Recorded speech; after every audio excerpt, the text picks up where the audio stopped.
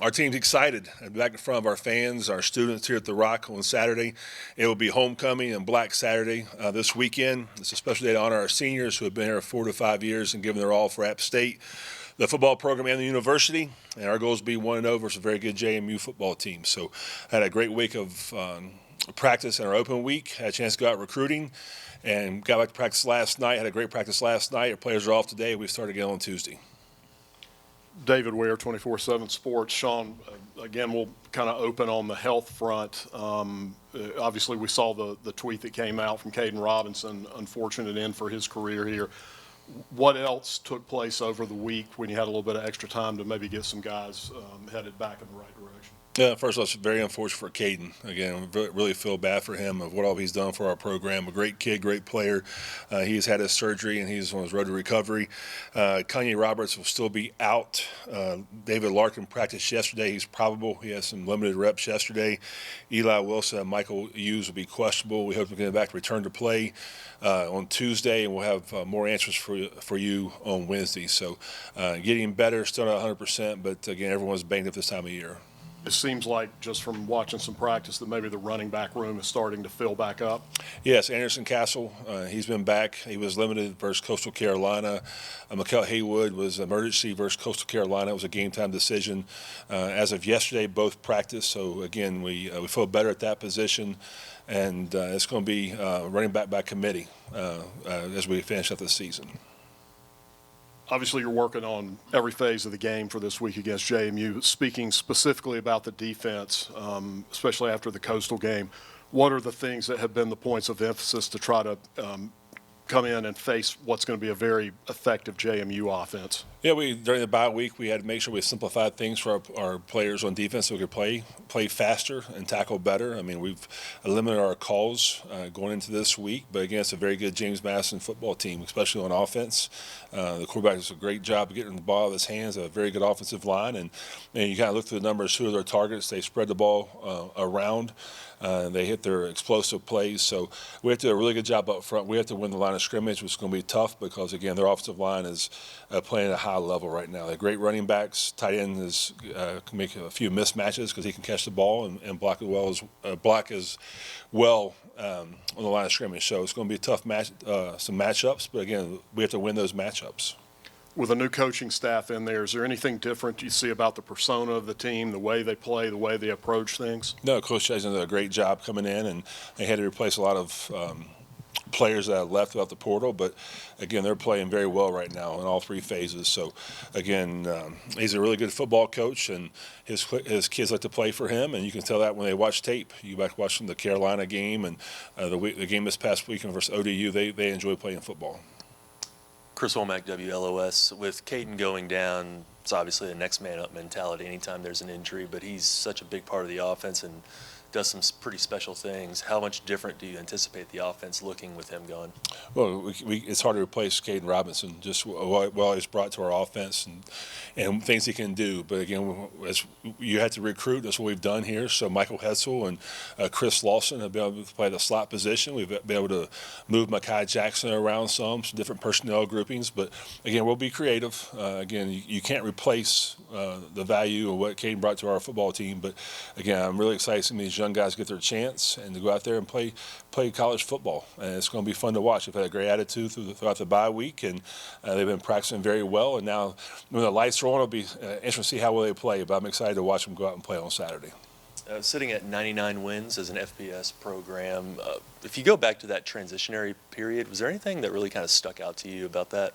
Well, I wasn't here when the transition into FBS, but with Coach Moore and Satterfield taking through the transition period and then drinking for a year. Just again, we have a good football program here. It's not going to be one of those where we just have a good program. I think it's about getting the right people in your building, and that's what we do in the recruiting process. Get guys that fit who we are and what we do. I mean, we're a developmental program, and our kids have really bought into that. And again, it's going to be.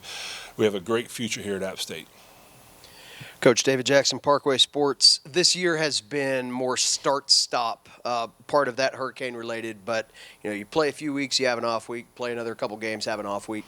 Does that fit this team and its needs, or is that annoying in a sense that rhythm is hard to create at a time of year where rhythm means everything. Well, this is the first year since I've been the head football coach we had a true bye week, and you add in the stoppage for the hurricane and Thursday night games, but really this bye week couldn't come at a better time. And we don't make excuses here, but again, we were really banged up like most people are in college football. So to be able to get this bye week to get healthy and to really get caught up on academics and the training room was big for us, and hopefully that pays off this weekend. You mentioned this a minute ago, but just to expand on young players getting opportunity, that has been a historical thing within this program, that guys get that chance to have the light shine on them and they become the next household name. Do you see seeds of that right now because of the injuries that you mentioned, that there are some people that are maybe making a case that they would have had to wait till spring to make otherwise? I do. I think you look at our tight end room, especially with Eli Wilson and David Larkin going out, Max Drag and Kane Hemlett came in and really impressed us. Things that we knew that they were going to be really good players here, expedite the process in some ways, but those two are two really good players. Our running back room, we knew we had a deep running back room. Thank goodness we did, because, again, we've been banged up with that position. Our receiver room, you look at Chris Lawson, he's been waiting his turn, and this is a chance for him. And Michael Hessel's played a lot of football here, and again, but playing behind Caden. So he plays sparingly this year, but again, he's a kid that come in and play winning football for us.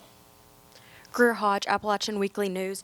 Mobile quarterbacks are often harder to defend. How will Alonzo Barnett challenge your defense this week? Well, Barnett's a really good quarterback to begin with. I mean, he's going to be he can beat you with his arm or his legs. We do a great job of containing him in the pocket and to make him one-dimensional, which is tough because their scheme allows him to be in an empty set where you have to make it. Are you going to play coverage? You're going to play the quarterback, and so we have some different adjustments as far as that goes. But again, it's always a challenge when he's a running quarterback. You have to add another person to the fit on defense, and but again, it's going to be a great challenge for us. Our defensive staff is working hard right now to have a great game plan. The fortunate part is we've had a few extra days to prepare for that, and the biggest thing we have to execute. And again, we can draw it up on the board. If we don't execute, then it doesn't matter. So that's what went back and told our coaches to make it a simple game plan, the one our players to go out and execute and play at a high level. Not only does JMU have a new coach and a new quarterback, but they have had a lot of roster turnover in the past year. What are the differences you see in the JMU team you faced last year versus this year? Again, two different head coaches, two different football teams, but again, it's still a great football program. And what Bob's been able to do there to put his stamp on that program. Again, they're playing hard, they're playing fast. They got really good players. They did a really good job in the portal. They had a quarterback that had been there before, so it wasn't like it was start with a new quarterback. And he's from Greensboro, from Grimsley High School. So again, not much has changed. It's still a really good JMU football program, just a different head coach.